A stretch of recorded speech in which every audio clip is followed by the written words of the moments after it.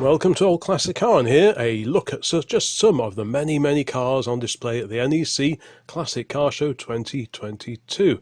To begin with, we have an Opel Kadett. This is Richard Hammond's very famous Opel Kadett, nicknamed Oliver.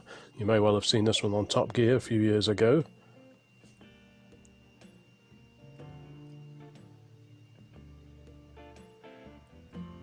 Following that, this HVR 51, this is an amazing car. This is one of the highlights for me of this year's show. This is a Lamar microcar. These were built from 1946 to 1951, and as according to the information sheet, which is going to follow in a second, it was designed to fit through a standard 2'6" wide gate.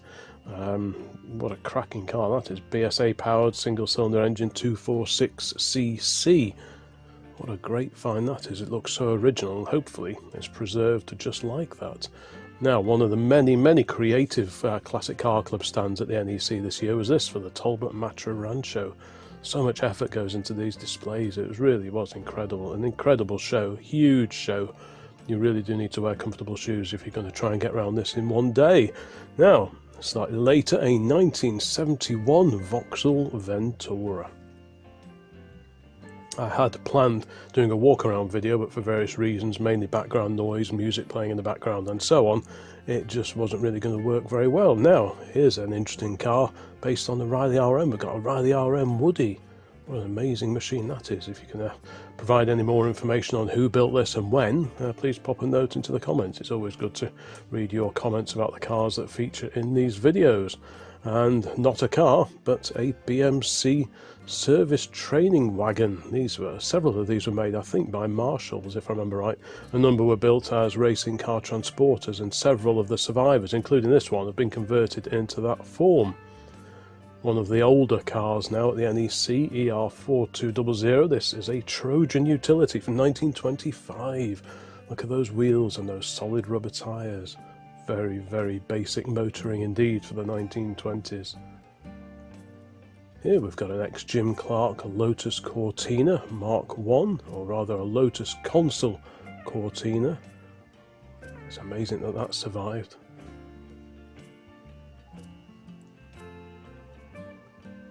One of many Morris Minors to be at the NEC there this year. This is actually an Austin badged version of the Morris Minor pickup, 600 or 700 weight rating, I can't quite remember now. This is a 71 plate car with a van alongside it. Austin 7s was celebrating their centenary in 2022, so there are plenty of those there this year. This is a Swallow bodied example. Swallow coach builders originally did sidecars and then ended up being Jaguar cars. Several oddball cars were there this year, including this JFB 220H. This is the Adams Probe with a mid-mounted Austin 1800cc engine. 3 built, and it's about 34 inches tall. Quite a few Eastern European vehicles there this year, FPY 40. This is the Wartburg 311. Quite a stylish 4-door car, actually. I quite like the look of this. This was in the far corner of one of the halls at the NEC. And it actually contains some of the most interesting cars, I think. There's a close-in view of the bonnet badge on the Wartburg. Really nice enamel badge there with the factory incorporated into it. Really nice.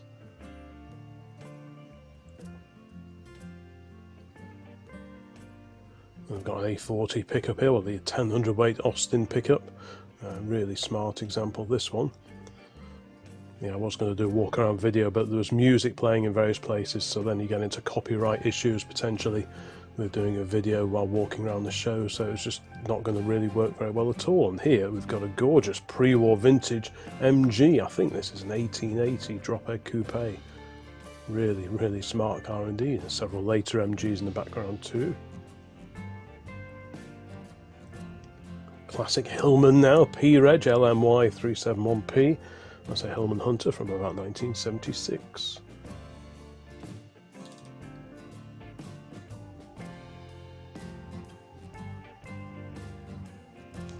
Next up, a Peugeot 104. I don't remember the last time I saw one of these. This is on an S plate, so that puts it about 1977. If I've featured your car in this particular collection, please let me know in the comments. And if I've missed out your car and you were there, I apologise, but it just wasn't possible to cover everything. Now, MWE 908, this was a stunning Humber Super Snipe. It's a Mark II drop-head coupe from 1950, big straight six side valve engine under the bonnet there. What an impressive, impressive looking car that is. Here we've got a Mark II Zephyr Zodiac convertible. This was in, I think this was in Hall 8, where many of the Fords were gathered.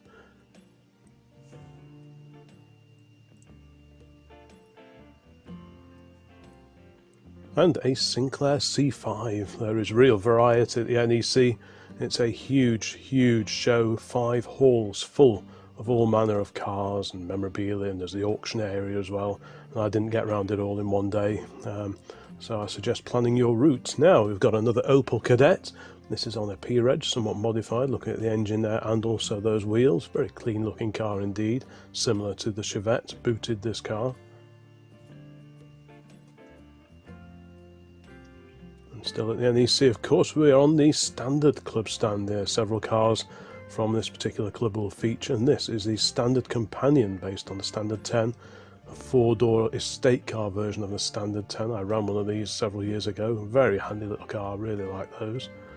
Now, JHX 340, that's a London registered BMW 328 from 1933. There was a huge turnout of classic BMWs on the club stand this year. Some really great cars. Now, Peugeot, a 404 Berlin or Saloon from 1970.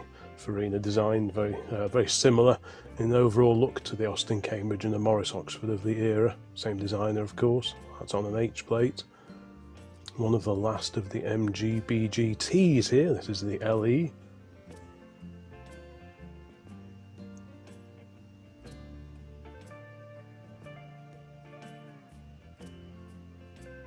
Following the MGB, we've got a rear three-quarter view of a P6 Rover. I think this is a Rover 2000. Quite a few Rovers there this year. Quite unusual in the fact that all those body panels and bolts, even the roof, and it was originally designed with gas turbine propulsion in mind, but that never happened. There were many, many motorcycles here. We've got a vintage Royal Enfield here. There were so many motorcycles around, I didn't unfortunately get a chance to photograph most of them. But yeah, there was all manner of motorbikes, scooters and so on. Back to the cars, we've got a super clean Mark III Cortina GXL. That's a 1971 or early 72 car.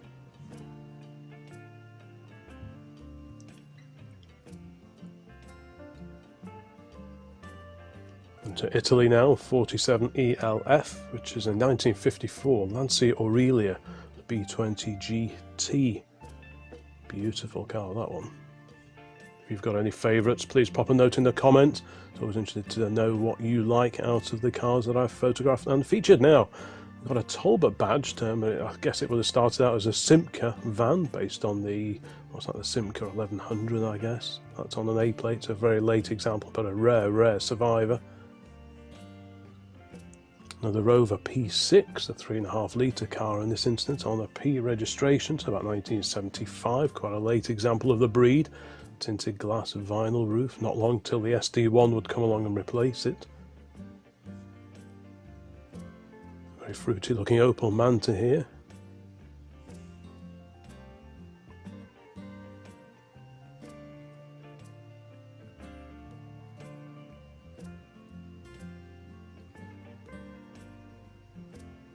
Really clean example now on the Renault Owners Club stand of the Renault 5. This on an L plate, 72 or 1973 or thereabouts, a right-hand drive car. Super clean, super straight looking example. Quite a few Renault 5s on their stand this year. Including this. This is actually the Renault Siete, I think it is. That's the Renault 7, which was a Spanish-built, booted version of the Renault 5. Presumably someone's imported this in more recent times. Great to see that. I love the oddball stuff. Now, we've got a mighty Jaguar here. This is a Mark 10, registered in December of 1963. That's got the 3.8 litre XK engine, the 420G that came along, had the 4.2 litre version of the same engine. That was slightly later. Talking of large engines, we've got a glorious Jensen CV8 here, Chrysler power, mostly fiberglass bodied, although the doors were skinned in aluminium, if I remember correctly. Fantastic bit of kit that is. And you don't see these too often now, but one time they were everywhere. B705 PVC is a Talbot Alpine of 1985. And there's the Matra Rancho just in the background there.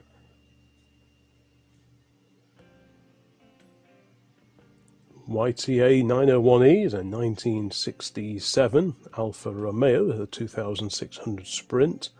These are available as coupes or open top cars. This is one of the former. Nice Amazon in the background as well. Next up, a Citroen H van. Really, really clean example, like the Michelin Man or Mr. Bibendum just above the windscreen. Don't forget, when you look at these photographs, always have a look at what's going on in the background as well, because I took over 900 photographs at this show. Got a mini clubman here. I took over 900 pictures in all, but I couldn't include them all here, and even then I only photographed, probably a fraction of the cars that were there. So always have a good look in the background, because you might see some cars that don't feature fully in this particular compilation. It truly is a huge show. Now back to the pre-war years, back to the Ford Hall. We've got BOD 978, which is a Model Y, the 8 horsepower Ford Model Y saloon, about 1934 or thereabouts. Really nice Jowett Javelin here. Got a flat 4 engine, of course, in the front. Quite an advanced car for the era. They did suffer some reliability issues, especially when they brought gearbox production in-house at the Jowett factory in Bradford. Here's a rarity. I've not seen one of these early Stradas, Fiat Stradas, for a long, long time. This is a 105 TC.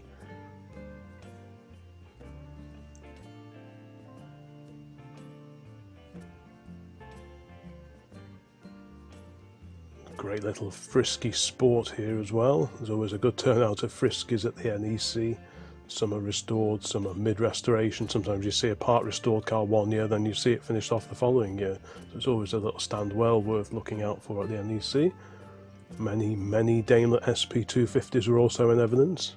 Really cracking car, 2.5 litre V8 under the bonnet there, fiberglass bodywork, very distinctive styling, not for everyone, but I think they've grown on me over the years. They certainly sound nice as well. Now, Brough Superior, that's normally a name you associate with motorcycles, but they did also do cars as well. And here's one of them, CXB 199 from 1936.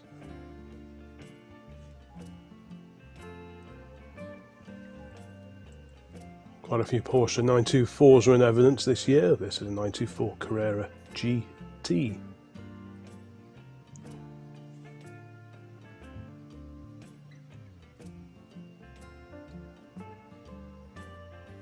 Under the bonnet now of a Jaguar E-Type. There were many E-Types there today, well, this year rather. This has got the 5.3 litre V12 under its bonnet. You can just see the 4 Stromberg carburetors there. They take a bit of balancing. Over to the Bristol stand, and we've got 3 VPH, which is a Zagato bodied Bristol 406.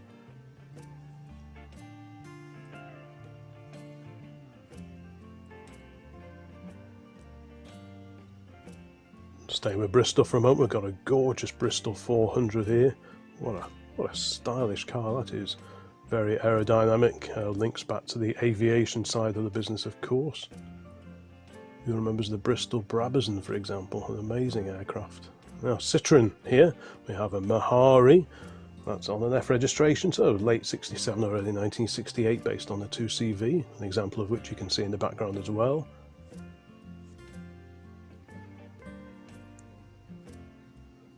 Lovely MG Magnet ZA here, MGB alongside it. I think we'll see that one separately, but yeah, a wonderful Magnet there, designed by the same person who did the Jowett Javelin that we saw before, Gerald Palmer. Great Skoda here. This is a Felicia Cabriolet. Really, really nice example that is. Very stylish little car.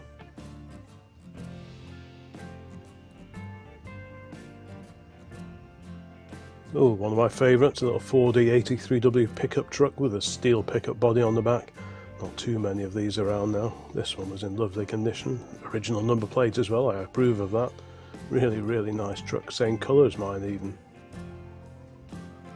Another car that I've owned, or still own in fact, this is a Mark 1 Austin A40 Farina on the club stand. I spent a little while there having a chat with the club people that were there. That's a really nice example. This belongs to the editor of the club magazine. Under restoration, we've got a Jaguar XK150 drophead coupe.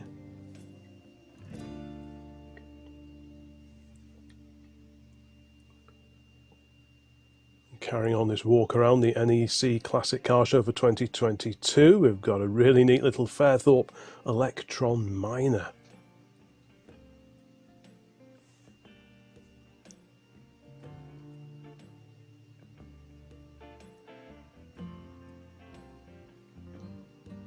Several Saabs there as well. I think this is a replica of a car, the 96 V4 that Stig Blomfisk rallied back in the day.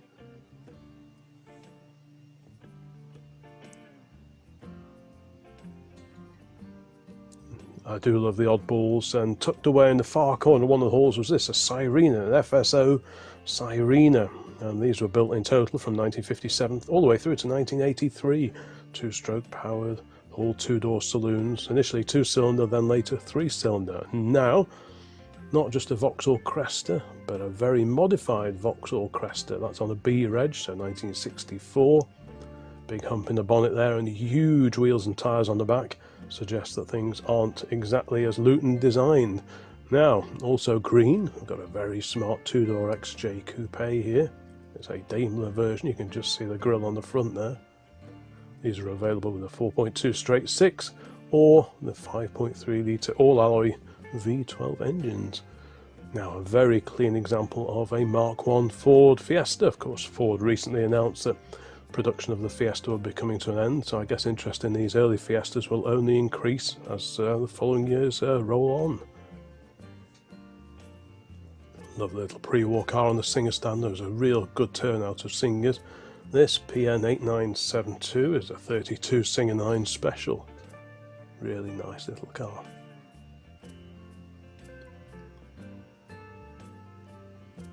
Really tasty Granada here, Mark 1 Granada, and this is the original car as used in the Sweeney TV series back in the 1970s with Dennis Waterman and John Thor. You can always guarantee to find some really interesting cars down at the NEC. And here we've got another one, a C reg, about 1985 or 86, Moskvich, 1.5 litre. Don't see many of these now at all. I'm guessing someone's probably imported this one in recent years. But yep, I do like these oddball cars. Now we've got an Austin badged version of the little Morris Minor van.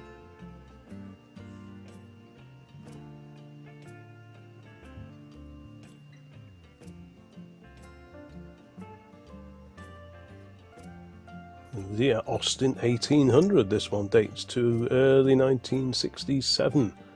Very common colour, this dark maroon. A friend of mine's dad had a Morris 1800S, the twin carburettor Morris version, in the exact same colour as that, so I remember those quite well. And over on the Morris register stand there was this Series 1 Morris 8.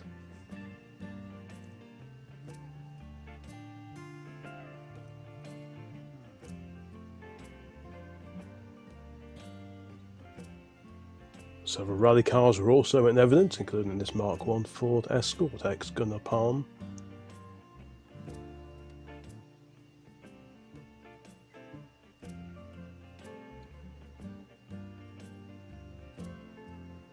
Unusual sight, especially in this country, SHH 97H is a Toyota Corona, a Mark II car.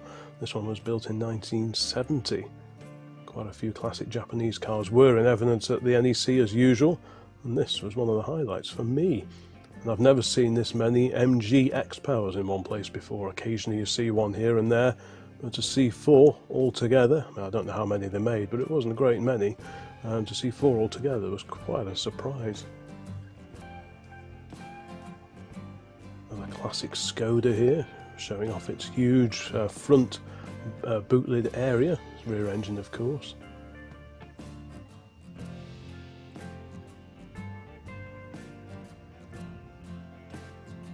couple of VDPs or Van den Plas. In the foreground is a Rover 216 VDP, and behind that the VDP 1500, based of course on the old Austin Allegro.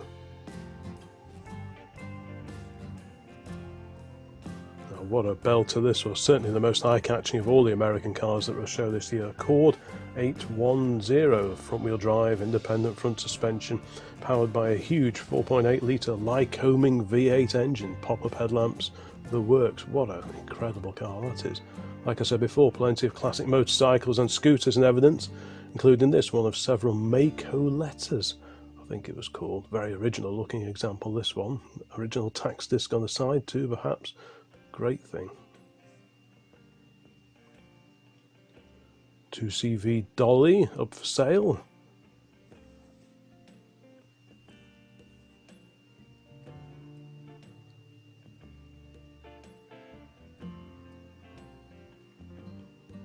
Lovely Zephyr 6 over in the Hall 8, the Zephyr 6 Zodiac version, in fact. Two-tone paintwork, similar era to the Mark 1 console, of course, but 6-cylinder power.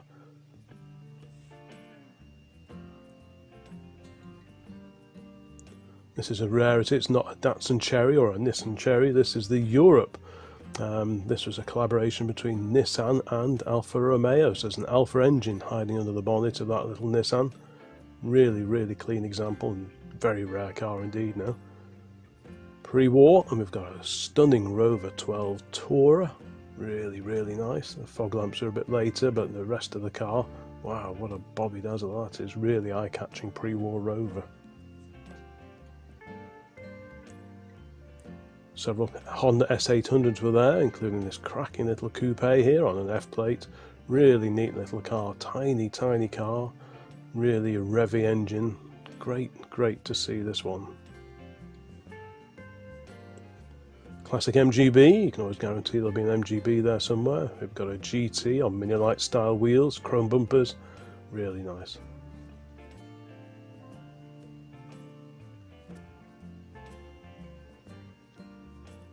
Over on the Ford side valve owners club stand, there's that E83W in the background. In the foreground there's a really rare Ford 8. This is a 7Y from 1938. Looks a bit like a Pop, but look closer, different grille, different headlamps, different front bumper with a dip in it.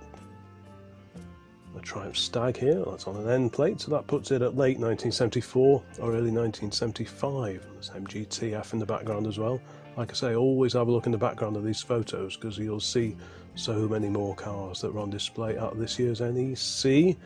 Now we've got a Wolseley 1550. I like these. This is an updated version of the Wolseley 444, but it has the BMC B series engine under the bonnet, which makes, I'm sure, for a very usable car indeed. Some more classic Vauxhall action here. We've got a PA series, either a Cresta or a Velox. I suspect it's probably a Cresta. 6-cylinder power, of course. White wall tyres, very rock and roll of the 1950s era. Lovely 240 Datsun here, DAT99J, so that puts it about 1970 or thereabouts. These early Z cars, I think, were a really nice looking car. Big 6-cylinder engine, of course, you can just about make out there in the photograph. And totally different, back on the Austin 7 Club stand, we've got a cracking little van here, chrome rad van. So what date would that be? About, what, 1932-ish or somewhere around there? Pre-Ruby. And I think I spotted 2 of these in total. The estate car conversion of the Rover P6 3.5, the Estora. I think these were converted by FLM Panelcraft, if memory serves. Occasionally you see them pop up at shows, but there were 2 there at the NEC. Now, a Vauxhall Viscount, and a very plush top of the range car really. I think it was about 3.3 litre 6-cylinder engine under the bonnet. Please correct me if I'm wrong, but I'm sure it's about 3.3 litre. Very smart, rare car. Back to Hall 8, a bit more Ford action. We've got a Zephyr Mark II Estate. That was a conversion by Farnham.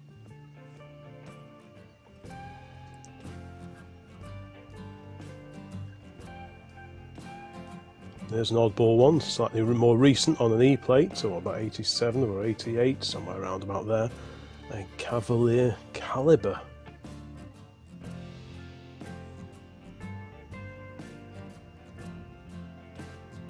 Head-on view now of a 1968 Bond 875. Like I say, everywhere you look, there are just old cars, vintage cars, motorcycles, everywhere you look. Some you plan to return to and you never get around to, or you forget, because there's just so much there to see. Next up, an MG Maestro, very distinctive wheels on these.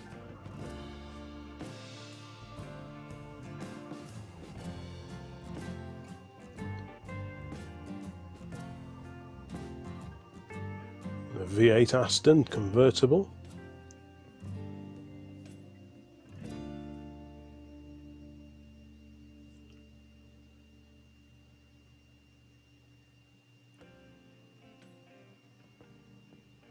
And a Gilburn, a little Gilburn GT from 1964.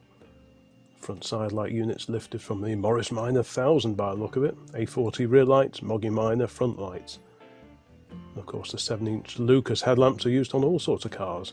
Now, slightly older AGF 476 is a very swish looking Elvis. This is an Elvis Speed 20 of 1933. What a sleek looking car that is. Wonderful. Talking of exotic cars, B46. This is a BMW 503 Cabriolet from 1957. This was the Earl's Court Motor Show car. Several owners had it, including John Surtees in later years. In the early 1990s, he bought this. A fantastic Mark I Transit here.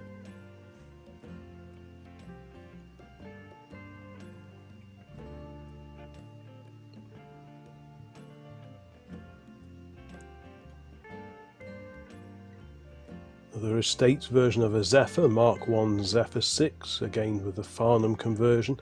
Plenty of period extras on this car, including the roof rack and the little lamp on the A-pillar there, and sun visor, mirrors, extra lamps, Lucas lamps on the front. On the Triumph Sports 6 Club stand, a Triumph Courier, the van version of the Triumph Herald Estate.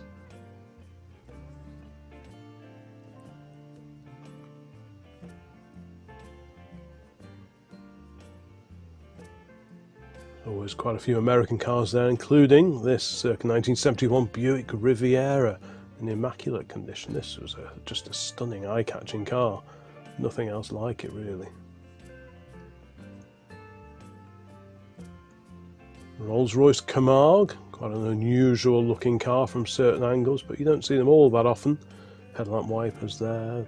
It's just, yeah, especially the rear three-quarter view is a little bit odd. From the front it's not too bad, but yeah, it's an acquired taste, I think.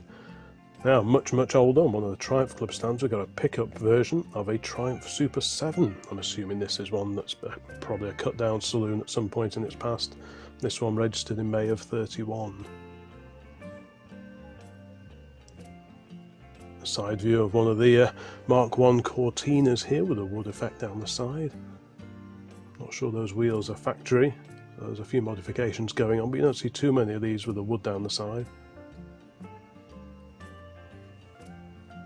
Back to the A40s, and we've got a drop-head version of the A40 Devon. Well, it's a two-door, so I guess technically it's a drop-head version of the A40 Dorset. Super rare survivor, that one. Classic Reliant here. We've got a Reliant Sabre 4 42 ENX. This was put on the road in October of 1962. It's got a 1703cc engine, Ford based, I'm sure. Really like the look of those. There's a later SE6A alongside it, and a Citroen SM here. Is this a rally car or a circuit racer? I'm not quite sure which. I'm guessing it's probably a historic rally car prepared.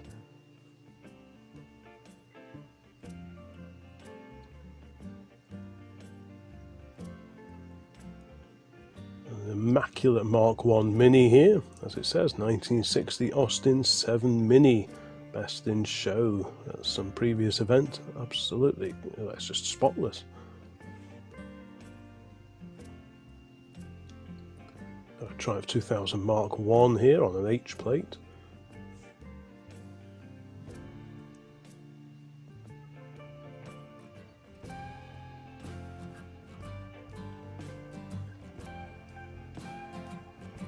Talking of A40 Dorsets, as I was a moment ago, we've got a super rare car. They only made these for a year or two. The A40 Devon was the 4-door car, and the 2-door car was the Dorset. Super duper rare survivor. I've seen this one before at the NEC Classic Car Show. It's the only one I ever come across. Now, next up, a Ferrari 250 GTE. Really beautiful car. Can you believe that several of these have been chopped up over the years to make 250 GTO replicas? Who would do that? Now, there's an interesting one, a Vauxhall Viceroy Estate from 1982. This is the late Queen's car. This was Queen Elizabeth II as a private runaround, if you like. Very, very dark green. It looks black, but it's a very, very dark green colour. A couple of cars that weren't all that successful for Ford. The Ford Edsel. Very, very distinctive styling, especially around the front end. It wasn't universally loved back in the day, but they've certainly got a following now. Audi Quattro here, very clean, crisp design. Of course, these revolutionised rallying with introducing four-wheel drive.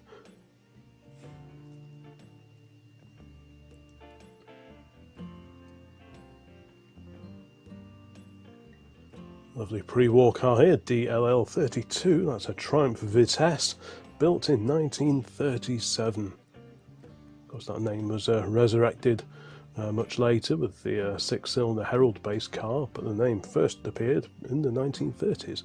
And a gaggle of 3 Hillman Avenger Tigers. Again, it's one of those cars that you may see one of pop up at a classic car show somewhere, but to see 3 of them together was, well, it's just as unique, really. One of many XJS's. This is a facelift car. They're available either with a 6-cylinder AJ6 engine or the V12, of course, a 6-litre.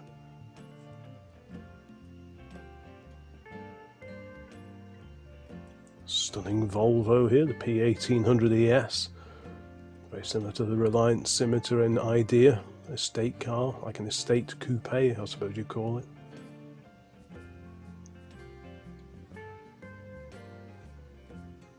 Definitely want to file under oddball is this Lancia-based concept car by Bertoni, the Stratos HF0.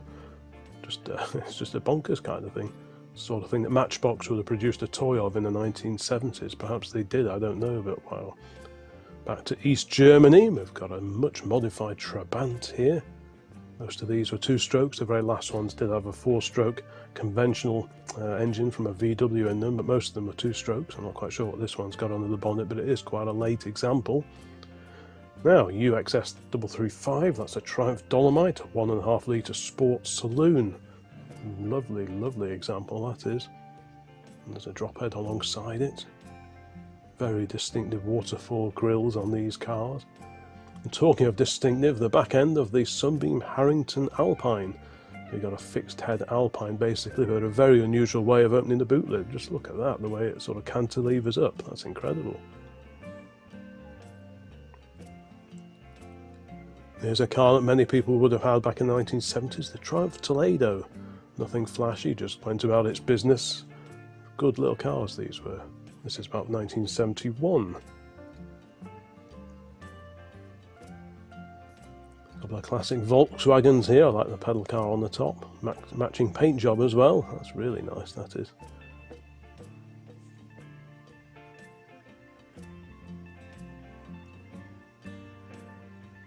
And carrying on with this virtual walk around the NEC, we've got a MGB GT. This is another Richard Hammond's cars. This is the smallest cog. That's the name of his workshop. They've prepared this for racing. Whether it's actually been out racing yet or if it's planned for 2023, I'm not quite sure. Over to the Vauxhall Viva Owners Club. We've got an HC Viva Estate. Quite a sleek car, although that slopey rear roofline must compromise its carrying capacity somewhat. You'd have thought a squarer back end might not look as stylish, but be a bit more practical. And talking of impractical, we've got this wonderful little Vespa 400 795 UYS. What a cracking little car that is.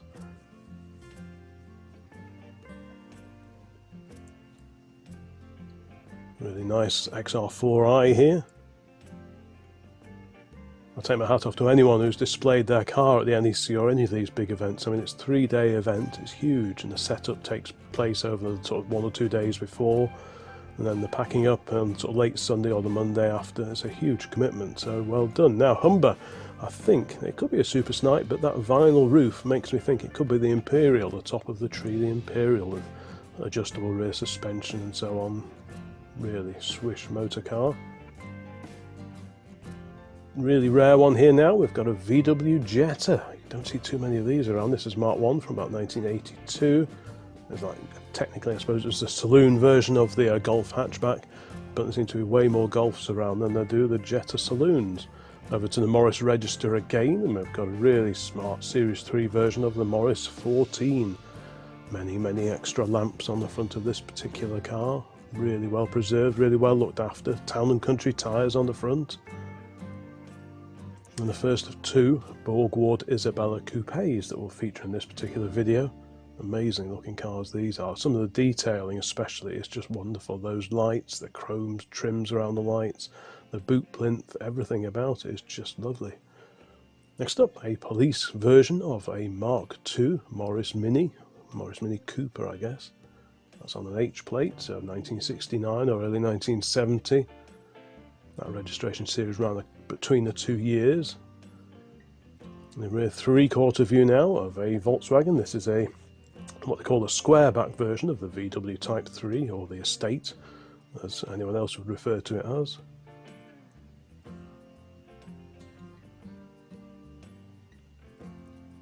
Now, when did you last see one of these? Not just a Morris Ital, but the Morris Ital Estate, of course based on the Marina.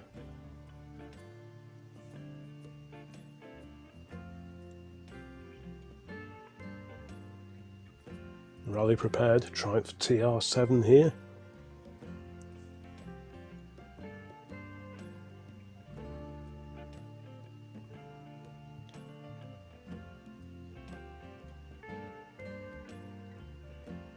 Side-on view of what appears at first to be a fairly standard looking Mini, until you realise that not only is there an engine in the front, there's another A series in the back where the rear seats used to be. The twin-engined Mini, or the Twinny, as one or two of these were called back in the 60s when people started putting these cars together. Back to the Singer Club stand, we've got BCG 253, that's another example of the Singer 9 Le Mans.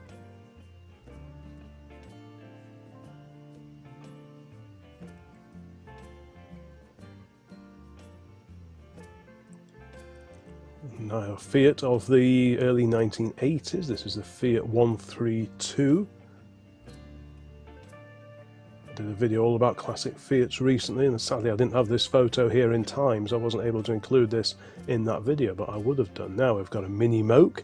This is a 1980s example, by which time production was in Portugal rather than here in the UK, so this is a Portuguese version of the Moke.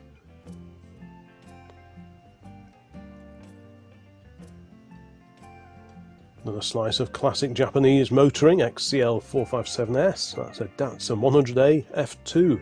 It's a four-door car, non-original wheels, quite a rare survivor.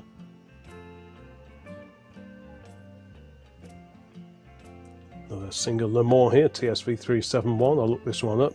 It actually sold as a bit of a basket case, if I'm honest, back at Bonham's 2012, and it's been restored to the condition you see here now. What a fantastic job someone's done with that. One of several Opel GTs that were there at the NEC this year. There are quite a few modified cars there. There are actually more modified Opel GTs in attendance than standard cars, from what I can tell. Quite a modern looking engine under the bonnet of this one. Some extra louvers in the bonnet, big wheels. Back over to the Standard Motor Club, and we've got an estate car version of the Standard Vanguard, the Phase 3, or rather the Vignale, which was the revised version of the Phase 3. Really practical car. Huge toolkit built into the tailgate of these, if I remember right. Now we've got a Triumph Roadster demonstrating the occasional seating in the back, and a little pop-up screen for the rear seat passenger. The mother-in-law seat, as some people sometimes refer to these as. A Rover P6 V8 police car. Had quite a chat with the owner of this particular machine. What a great survivor that is. Flashing light on the roof, extra lamps as well. You have to cover up any police signs, of course, when you drive on the road. Now, what is this? I had to look this one up. This is a Biota. It's a mini-based kit car of the 1970s. What a crazy looking car that is. Incredible.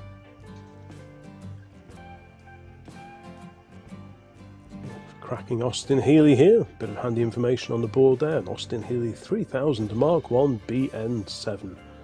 So the big 3-litre engine derived from the old Austin Westminster unit, somewhat modified, but that's where it can trace its route back to.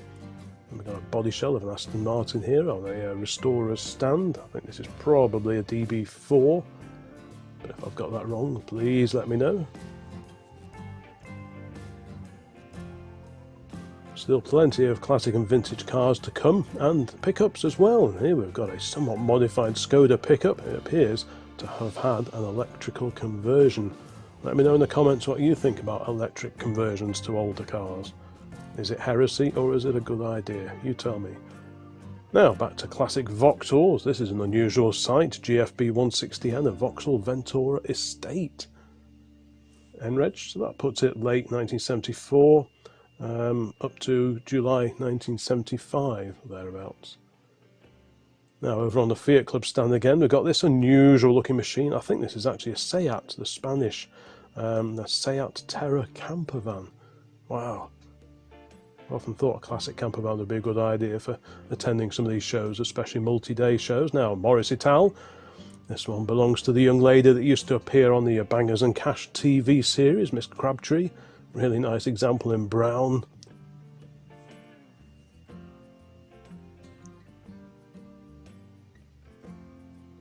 And here we have a replica, a very nice replica, of the Jaguar C-Type. This one is by Realm, if I remember correctly. Gorgeous car. Just under 80,000, I think the asking price for this car. Probably fiberglass bodied at that price, I would have thought. Some of them are Ali. One of several VW campers that were at the NEC this year.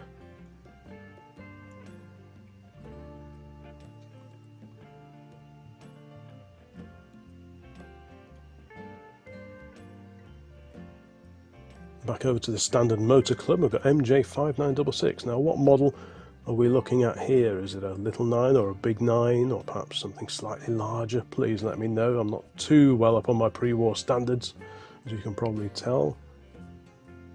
Now, Wings Over Europe. This is Paul McCartney's old tour bus, and this is one of the reasons that I couldn't record a video around all of the show, because there was music constantly playing, and I run the risk of running into copyright issues if I include footage of music playing in my videos. So that's one of the reasons I had to not do a walk around. Right, back to the Ford Side Valve Club stand, and we've got a great Thames 300E, little van version of the 100E Saloon, XVJ 840.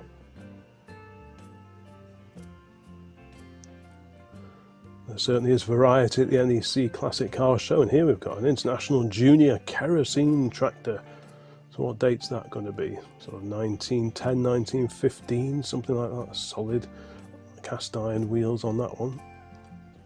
Back to Austin's, and we've got an Austin A35. Now this is a fairly early A35. It's still got the pop-up indicators of the A30, and the recessed rear side windows suggest this is probably a genuine Countryman, as opposed to a van that's had windows added later. A couple of Model Ts in attendance, including this really original Model T Saloon. That was great to see that one. Note the sort of greedy board type thing on the running board, designed to sort of carry extra luggage so you could pack in some extra cases behind it. Next up, a Porsche 914 with a 911 Targa alongside that.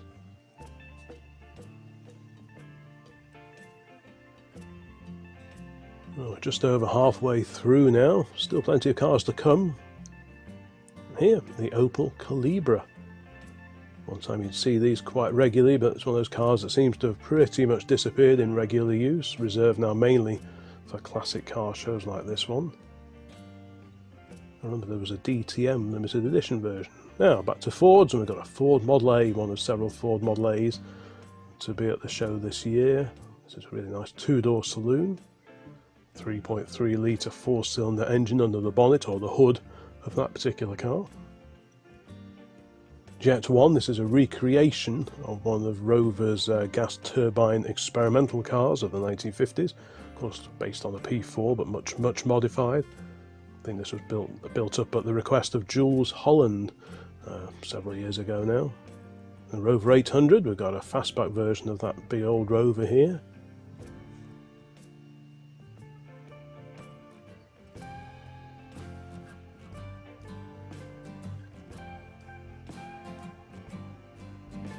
Lovely, lovely car, OUB 979. That's a Jaguar Mark V drop head coupe. Really, really swish car. What a cracking looking machine that is. Another classic American here, and we've got 960 YUJ, which is a Chevrolet Corvette C1.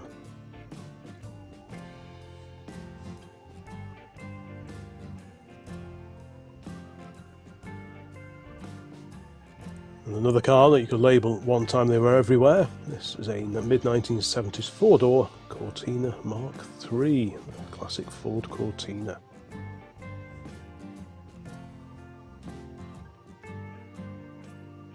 Triumph Vitesse behind the Courier van there that we saw earlier. Really nice Vitesse. That was a 6-cylinder version of the Triumph Herald, of course. Early cars had the 1600cc engine, then they went to 2-litre.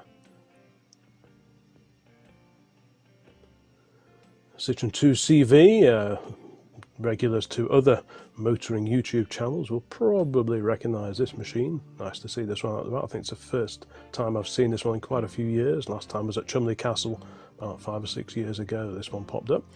Now over to the Austin 10 Drivers Club. We've got an Austin 10-4. We've got a four-seat, four-door Tourer.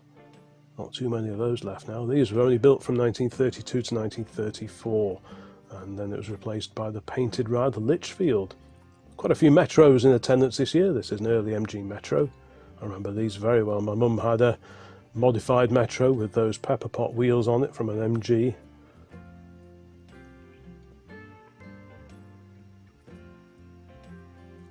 Over to the 1950s and a lovely Humber Hawk. What a wonderful car that is.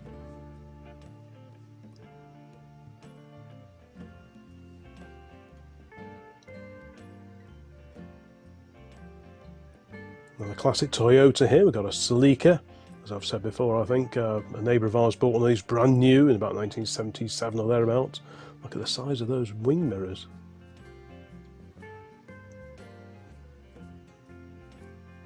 Another obscurity here, BDX 286B, and that's an Auto Union DKW convertible, 1964. Really nice. Looks a bit like a BMW 700 from that angle, I think. There should be an example of one of those coming up a bit later in this compilation. And a really rare pre-war Lancaster here, BF9049. I'm not quite sure what model we're looking at here, but it reminds me very much of the contemporary 15-horse Daimler. Of course, Daimler and Lancaster were sort of bedfellows by that point in time. Very modified Mark 1 Zephyr here. Bit of a resto mod. Looks really nice. Huge wheels and tyres on the back suggest that there's quite an engine hiding away in that engine bay. Next up, HXR 534. This is a post-war HRG, or HERG, as they're sometimes referred to. Probably one of the latest cars that are still eligible to take part in VSCC events. It's mainly up to 1930, the VSCC, but some post-war cars are included. Now, a top hat saloon version of the Austin 7 here. Scuttle mounted headlamps. This is quite an early car, probably 23 or 24. I can't quite see the information board on the front there, but yeah, lovely. A couple of Alfa Romeo Sprints here. Later car in the background, the slightly older one in the foreground. Chromodor alley wheels, unless I'm very much mistaken. This one on a V plate, so about 1979, metallic green, really nice. E-type fixed head here. It's a Series 1.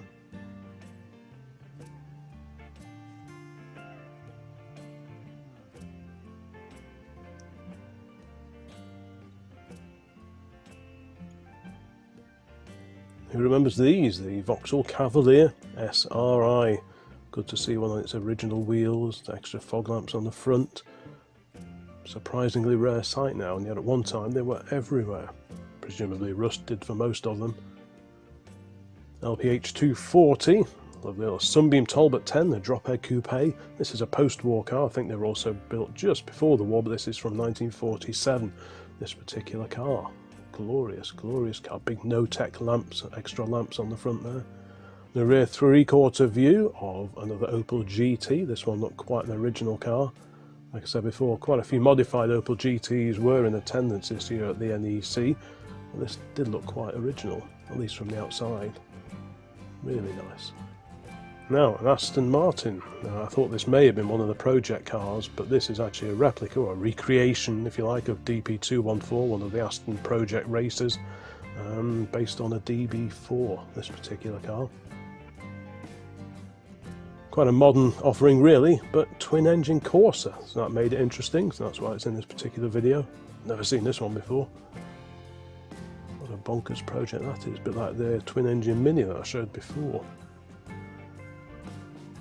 And right at the other end of the age range, we've got this Royal Enfield. What an incredible looking thing that is, from 1901. Amazing.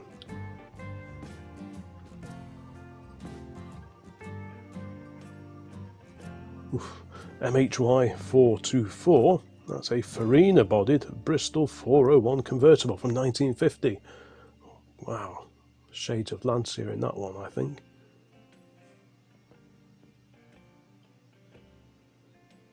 The Mark 1 Granada, or possibly a Consul. Really large rear view wing mirrors on this particular car. It's a four-door car. You can just see the Sweeney car poking into the background on the left there, which I showed before. Don't panic! This is Corporal Jones's Ford BB lorry from the Dad's Army TV series of the late 1960s, early 1970s. A very famous old truck, this one. Now, is it a Peerless or is it a Warwick? This is a Peerless GT, 1961, based on Triumph TR running gear, fiberglass bodied. I saw one of these at, where was it? Malvern. If you've seen the Malvern Classic Car Show video, you'll have seen one of those. Now, this is a Sunbeam Talbot 3 litre. Long-termers to the old Classic Car channel will know I had a 3 litre Talbot, or Sunbeam rather, version of one of these. No, it's a Talbot, wasn't it? Just before they went to Sunbeam Talbot, this car had hydraulic brakes, whereas mine was on cable. Another Crayford Cortina here. This is based on the Mark V Ford Cortina.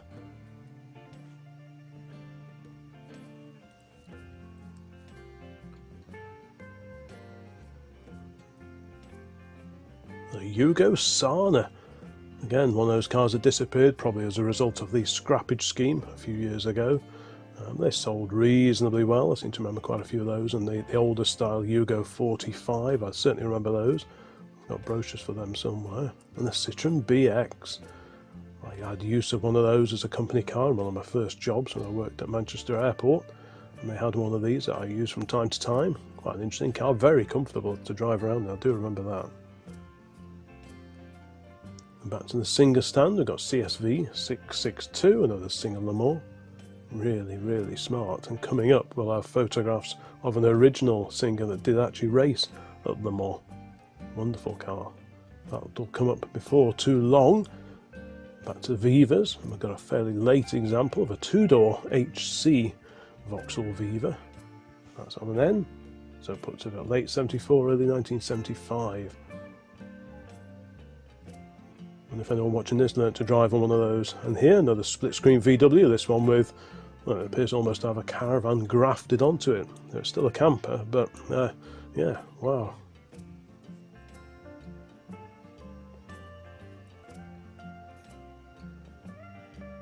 Little Triumph Spitfire here, it's badged up as a Mark II. So I think it's on the C plates in 1965. I thought the Mark IIs had the higher door handles by then, but maybe this was a bit of an interim model. I do like them with the hardtop on, all steel hardtop. Really, really nice little car. Another Austin 10 Tourer here on the Austin 10 Drivers Club stand.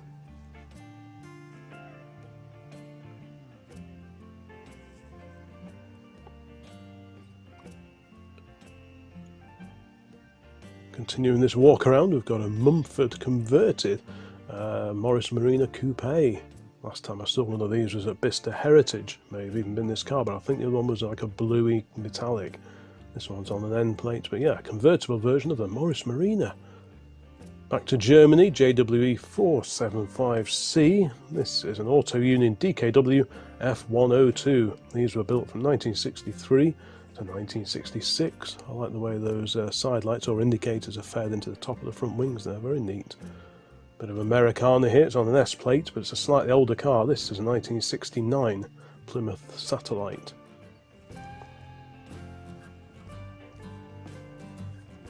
As I said before, if you were exhibiting at the NEC Classic Car Show and I haven't included your car, I'm sorry about that. We've got several SD1s here on the club stand. Yeah, it just was not possible. I was going to go back on day 2, but I didn't make it in the end, so I just attended on the Friday of this huge 3-day classic car show. You really need more than one day. And the rear view now of a Mark 1 Granada Coupe. You don't see these very often now at all. This one's from 1974.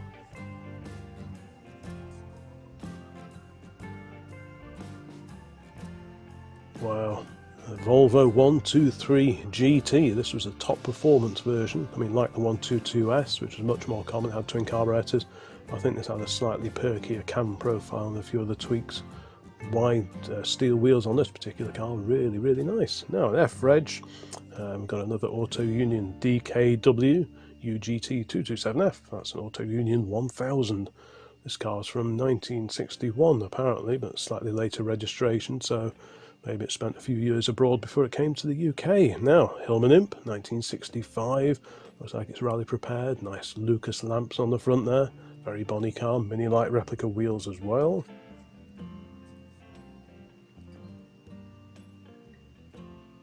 And carrying on this walk around the classic cars on display, got a Triumph 2000 or 2.5 Estate. Also on mini light style wheels, this time gold.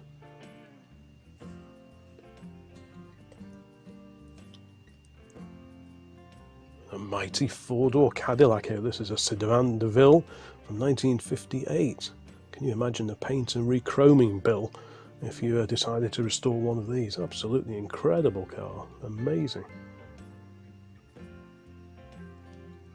MGR V8 here.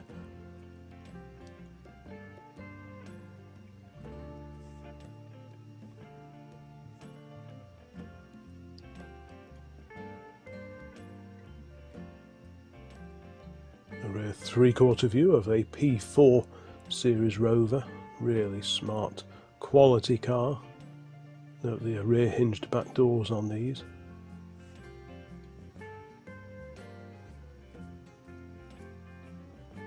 Another old motorcycle. I don't know much about this one. AKD, if you can fill me in on that one. Looks like it's got a small single cylinder engine in it. UK 8264. If you know more about that one, please pop a note in the comments. That'd be good. Wowzers. Here we've got an SS1 Airline Coupe, built in 1935. Wow.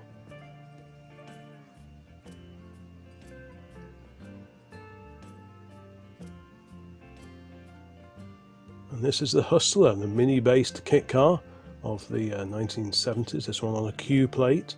Q plates were issued to cars where the components that went into them were of different ages, so you couldn't allocate a particular year to the end result, so they got issued with a Q plate.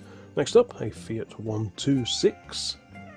It's a Nissan Micra. I think that was a rally car just alongside it.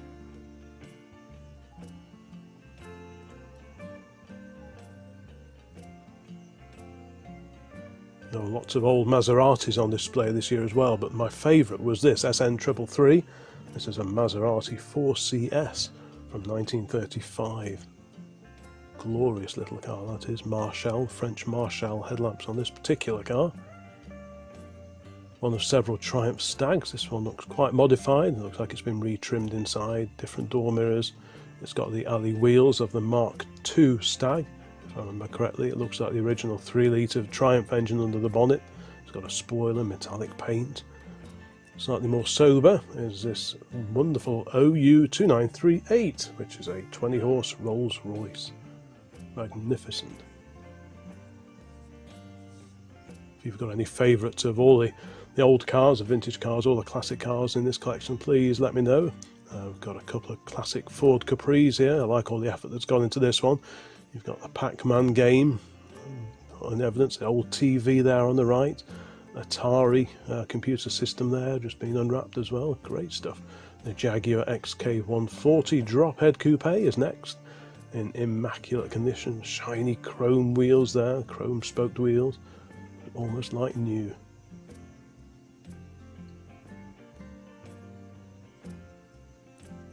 Also immaculate was this Hillman Imp. A couple of extra lamps on the front there. I think those are Lumax fog and or spot lamps on the front of this particular car. Again, it's got mini lights on it. Very smart indeed.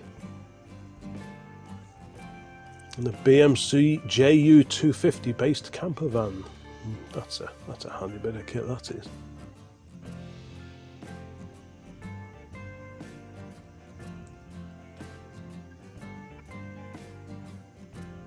The Morris Minor, this is another YouTuber's classic car. Gets used quite regularly. I had quite a chat with him.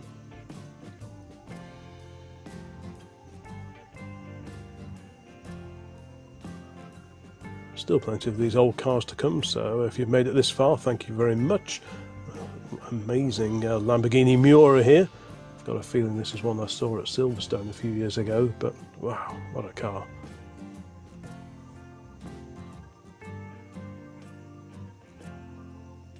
This is a Sebring Sprite, a much modified Austin Healey Sprite.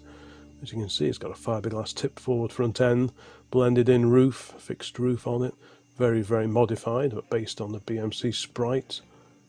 I don't think that's a 948 engine. And a side-on view now of an what am I talking about? A Fiat 500 Jolly. Really, really amazing little car that is. Wicker seats. At first I thought this may be an Audi 100, but this is the F103. From 1965 to 1972 these were built, very similar to the Audi 100, but this is the F103. A couple of classic Ford Transits here, the Mark 1 on the right, and on the left a Mark 2.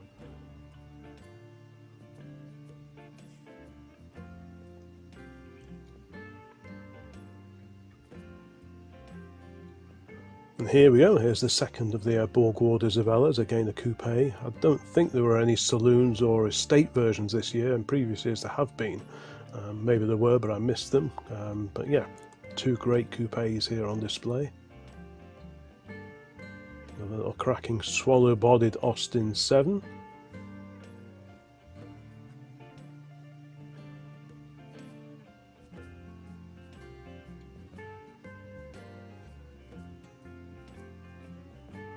Here we go, Hillman Minx. This is nice. KVB 522. That's a London registered car. This one dates to 1953. That registration series came in November of 1952. Very usable car. I always like the interiors of these Minxes. Here's something I've never ever seen before. This is a Mazda Porter cab from 1984. This one began its life at a Japanese airport. Working airside, and then it entered private hands and was shipped over here in more recent times. Wow. Staying with funny little commercials, we've got a van version of the Reliant Robin.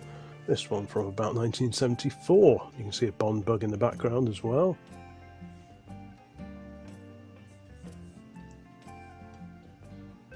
Sunbeam Alpine 9201 RW. This one's got quite the history. It was raced at Le Mans, and it was also used and entered in a couple of RAC rallies in the early 1960s.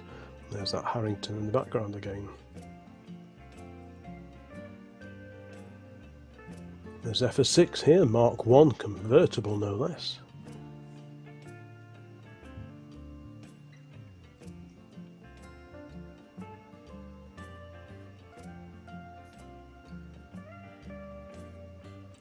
Triumph TR2, lots of information on the side of it, handily. The first right-hand drive Triumph TR2.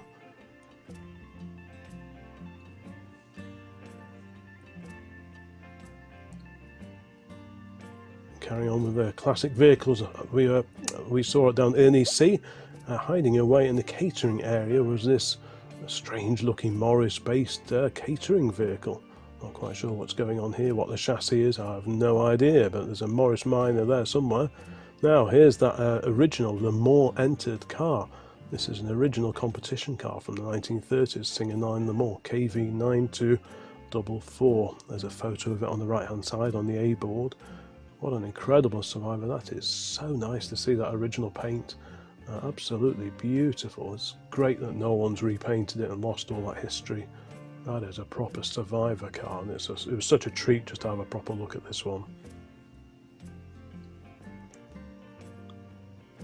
Another mighty Humber here, JWS 547, Humber Super Snipe, that's a Mark III from 1952. We saw the drop coupe before, the green one, and this is the standard saloon beauty. This one for many years was part of a collection up, I think, in the northeast.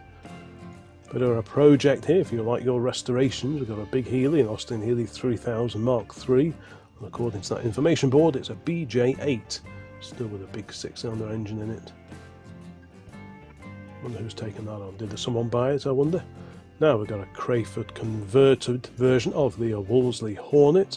Several of these were given away by Heinz in a competition in 1966, as that information board there explains. Very useful. A couple of classic VDPs here. We've got a 4-litre R on the left hand side. That's a Rolls-Royce derived engine, went under the bonnet of that car. And we've got a 1300 on the right, which is based on the Austin and Morris 1100 and 1300. There's a nice oddball one here, 894XUV. That's a 1935 Reliant, a little pickup truck, 700 weight pickup truck. Really neat little thing that is. Most of them you see are vans. They had the Regent van just after the war as well, but this is pre-war. The Maxi, there are quite a few Maxis there, lots of nice Maxis on display. I'm sure lots of people remember growing up in the 1970s where these were everywhere. I remember the local British Leyland garage, and these were always parked inside the window or parked up outside. I've got many brochures. Okay, over to a historic rally car stand. We've got a Hillman here. It's either a Minx or a Hunter. Not quite sure which, but yeah, another great survivor.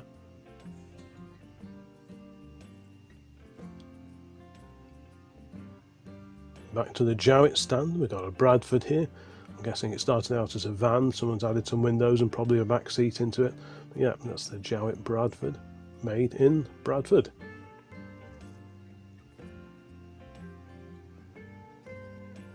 And the Ford Taunus, or Taunus, the German-built Ford. Were these ever actually sold here in the UK? I suspect they probably weren't. But yeah, you can see the sort of similarities to the Mark 1.4 Cortina, but everything is just slightly different. And here we've got a little single-seater Austin 7 based racer. These were built pre-war. There were a few of them built, had twin-cam engines in them. I'm not sure if this is one of those original cars or a later recreation based on Austin running in. I'm not quite sure, but what a great little car that is. Back to Hall 8 and the many, many Fords. And we've got CMF 999. This is a Ford Model C, the 10 horsepower deluxe. Very smart indeed. This had the 1172cc engine. The Model Y had the 8-horse 803, or 833 rather. Got a DeLorean DMC 12 here. Stainless steel bodywork, unpainted.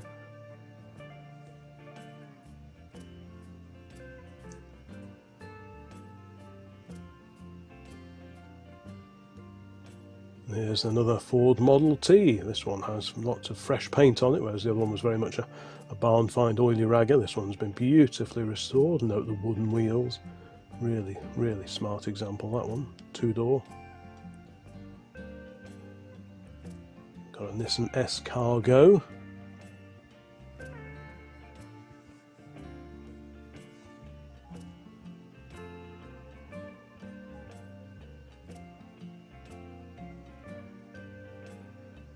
Cracking little Austin J40 pedal car here. I am being displayed in the back of an Austin A40 van, the 1000 weight half-ton van. What a great combination that is. It's a fairly late example of the van with the fixed rear wheel arches. The other ones were removable. And oof, a Maserati Sebring. I think this is a Sebring Series 2. That's slightly different front indicators and side lights on the Series 1, but I think this is the updated Series 2. Nice. Got a Montego here, Montego Estate, circa 1985 or 86, and alongside is that MG Maestro we saw before. I remember well when they came out, the posher ones had a talking dashboard, if I remember correctly, with a fairly limited vocabulary, but yeah, interesting all the same. And now, Thames 307E, effectively the van version of the 105E Anglia.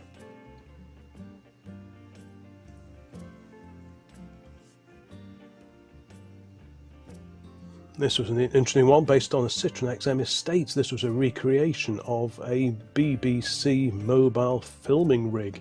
Obviously used the suspension because it's such a smooth ride of the XM, made it quite a good stable platform for filming from, and this is a recreation of one of those original cars. Now over on the Armstrong Siddeley stand, there's some lovely cars there, and this is an Armstrong Siddeley Sapphire.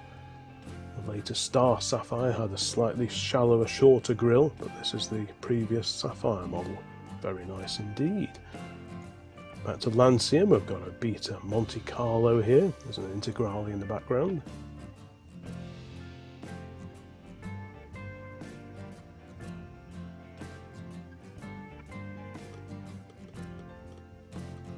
A front-on view of an immaculate MG 1100.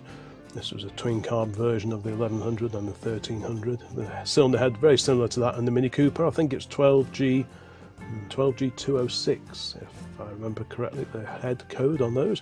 Now, quite a gathering of Sunbeam Talbot Lotuses. Here's a couple of them.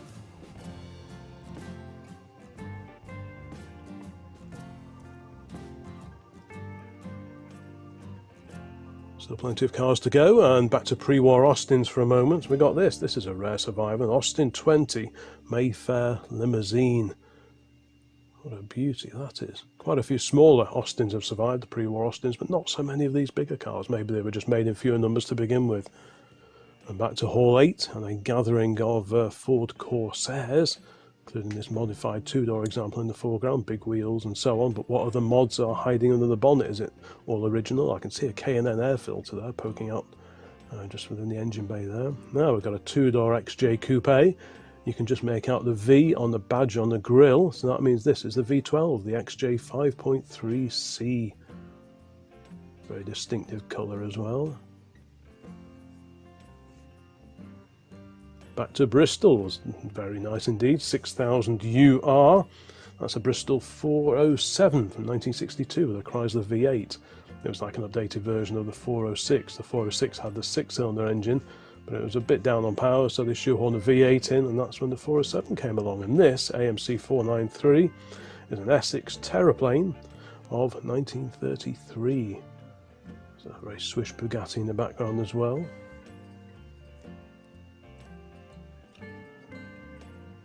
And alongside the 307E Anglia van that we saw before was this really nice estate.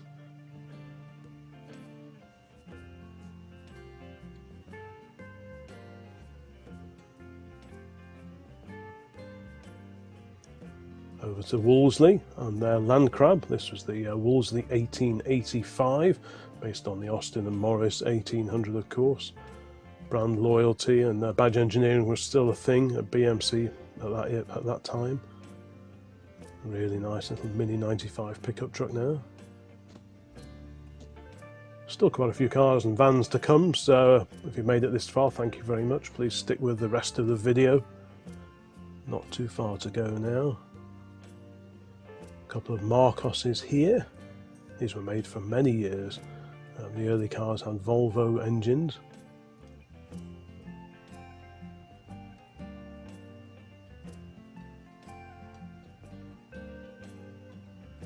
An XJ40, in particular a Daimler badged version of the Jaguar XJ40. Good ones of these are getting quite thin on the ground now. They tended to rot away, especially around the bulkhead, wheel arches and so on. There's a work in progress restoration project again on the Ford side valve stand. It's a convertible or drop head coupe version of the Prefect, the E93A Ford Prefect. There can't be many of those left now, surely. Bonny little Morris van next. This is the Morris Z van, JMU 162.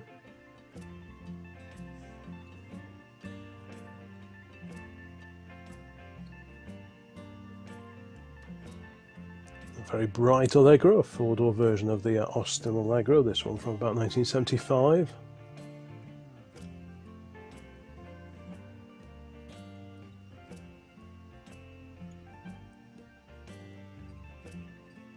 I do like these. This is an Elvis TD21.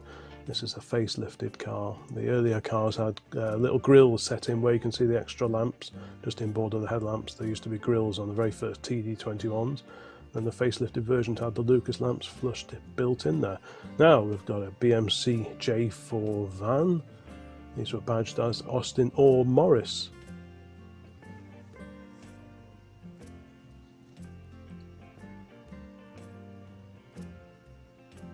Here's an unusual one, yours for £1.2 million. JWD 300 is the reg, and this is a prototype Nash Healy Silverstone, I believe. I had to look this one up because I wasn't quite sure what I was looking at here. But yeah, 1.2 million, and that could be yours. Now we're on the Unipower GT stand. Very smart indeed, rear engine car. If you know your old Triumphs, you'll recognise that windscreen surround. It looks very similar to the early Spitfires and the Triumph TR4 and 4A windscreen assembly. So I think that's probably where it came from. Next up, one of the facelifted Morris Marinas. This is quite a late example from 1979, four-door saloon.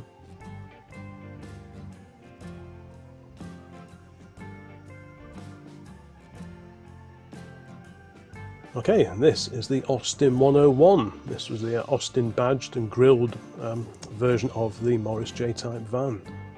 As I said before, brand loyalty was still a thing, and the one alongside it also has the Austin grille, slightly different to the Morris J-Type. The rear three-quarter view now, the two-tone Morris Oxford of the mid to late 1950s.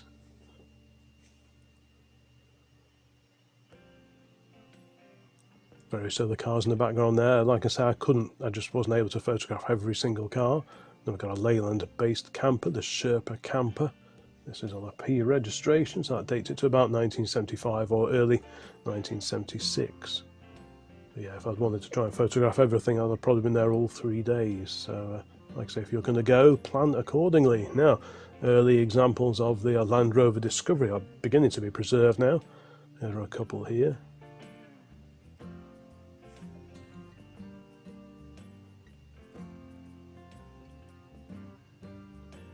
And here we have a Rochdale Olympic, fiberglass bodied car.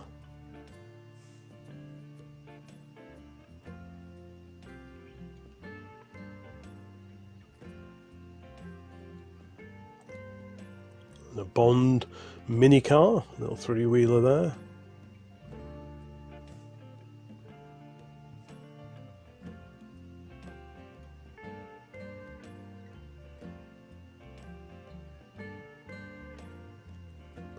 Back to Wolseley's, and we have the 444. We saw the later Wolseley 1550 earlier in this video, and this is its predecessor, the 444. A very handsome looking British car indeed. Very nice. There's that Oxford in the background again. And talking of handsome British cars, we've got the Gordon Keeble here. British bodywork, it's an American V8 engine hiding under that bonnet, if I remember correctly. Nice registration, 17GK. For Gordon Keeble. In the concourse area, we've got a RS 1600i Ford Escort. This is a Mark III Ford Escort. Not many good ones like that around though.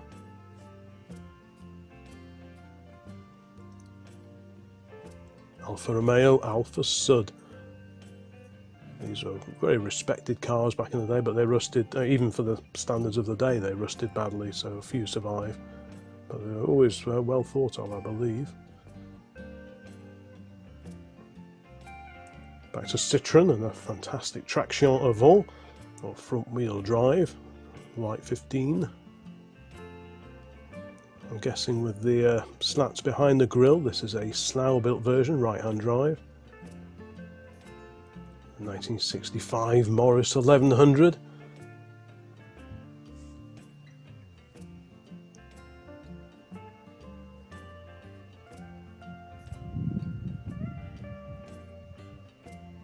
And this is a Turner. We've got the little Fairthorpe Electron Miner in the background and the Rochdale Olympic, and this is the Turner. I think most of these were BMC A-Series powered.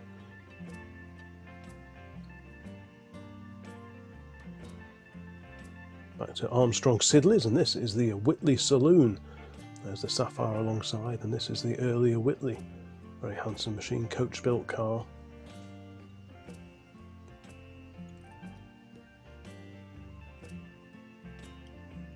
Next up, a Jensen Healey. This is a convertible version.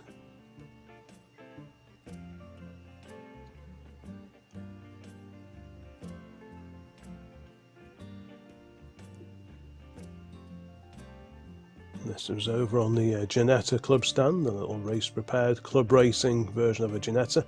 Those door handles look very much like those from the Austin Allegro or the Morris Marina, certainly BL derived. And the classic BMW, one of the 02 series cars, probably a 2002.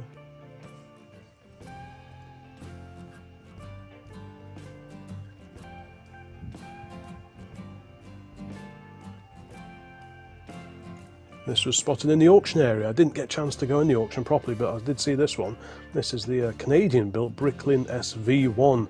These were only built from 1974 to 75. They had a 5.9 litre AMC V8 engine and gull-wing doors. Proper old ball.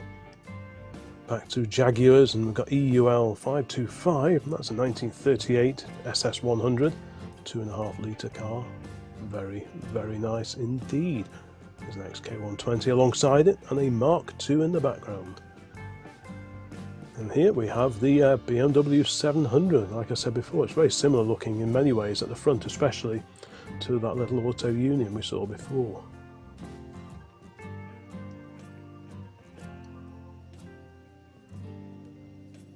Also in the sale area, in the for sale area where all the dealers hang out, this is a fantastic looking MGC GT.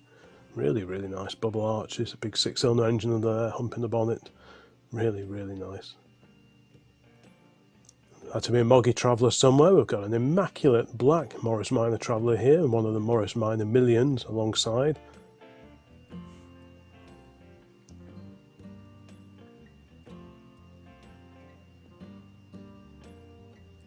Back to Elvis H&R 734. I think this is a TC21, a drop head. Beautiful car, very coach built in the way they were put together. This was a lovely example. Up for sale. I don't remember the price, but I can't imagine it being cheap. Nice Bristol here. Now this could be one of several Bristols, but I think this is a Bristol 410. The 408 and the 409 look very similar, but the front side headlights are in a slightly different position, closer to the headlight, so I think this is the 410 V8 power, of course. Back over to the classic Citroens. There's that XM again in the background, the camera car, and in the foreground a Safari version of the Citroen DS, the estate version. You can see the inner headlamps there turning in, pointing as the front wheels turn into the left-hand bend. Very clever. Another Swallow bodied car here. I think it's one of the standards, bodied by Swallow. Not quite sure which model we're looking at here. Is it a 10 or a 12? I'm sure someone will know. But yeah, wonderful. Split windscreen, very, very nice car. Not a Shadow, but this is the Bentley T1, the Bentley version of the Shadow 1, the Rolls-Royce Silver Shadow. And I think I much prefer these, the curvier grille, the Bentley badge on the top of it. Really nice. Over to Elvis again from 1966. Now this is a Graber bodied Elvis. I'm guessing this is based on the TE21. But if I'm wrong, please correct me in the comments. But yeah, what a handsome machine that is. Talking of handsome machines, we've got a mighty Allard here. Looks like it's one of the Monte Carlo cars, judging by that plate on the windscreen there. Really, really nice car. Huge Ford V8 in the front. Quite odd proportions, but there's no mistaking it for anything else.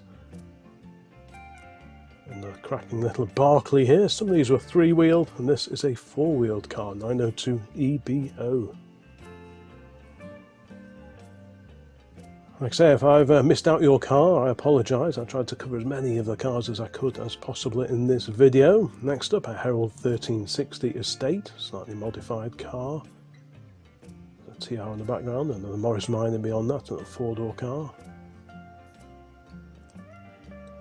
We're almost finished in this look at the cars at the NEC Classic Car Show this year, and to finish, I think, is this glorious Triumph TR3 Sports. They're very modified. Also had a Ford alongside it. Anyway, thank you very much for sticking with this lengthy look at just some of the many, many cars and other vehicles that were at this year's NEC Classic Car Show.